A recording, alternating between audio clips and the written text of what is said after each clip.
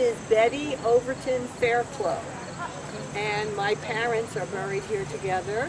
Reverend Stephen Fairclo, Reverend Steve Overton was my father, and Phoebe Rose Overton was my mother. They had 6 children, and I was the last of the 6.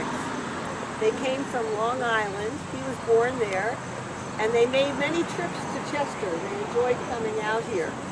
And over all the years that they came out, he would very often preach in the church here, the Congregationalist church.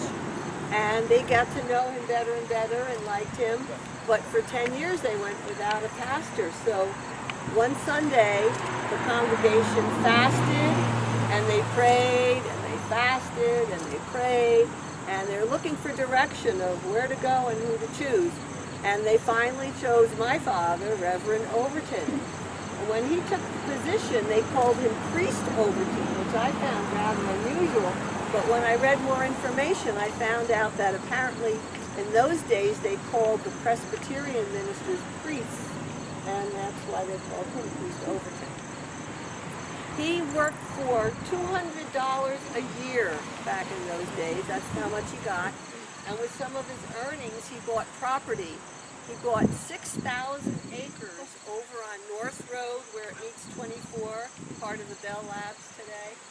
And he was a farmer, gentleman farmer, I guess, because he spent a lot of time in his pastoring. And the people enjoyed hearing his sermons so much. Apparently he was a great orator and had a very interesting voice. And it's too bad we couldn't have taped him. You could have heard him over and over again today. But it sounded like he was a great orator. And I guess the people from all around would come because he used to give these revivals. And that stirred the interest of the people. They were without a religious leader for so long that they were glad to come to these revivals and listen to him. So that happened for many years, and he also increased the membership of the church that way. And then they built a new church right in the center of our cemetery. And to them it was a very modern church. It was 50 feet long by 40 feet wide. And all the benches were very long, facing the center with very high backs. And when they first got their bell to the church for the bell tower, that was the first bell in the whole area. So many people came out to hear that sermon that Sunday.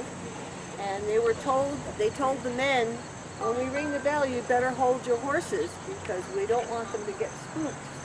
But apparently it didn't matter because I guess the ball went smoothly.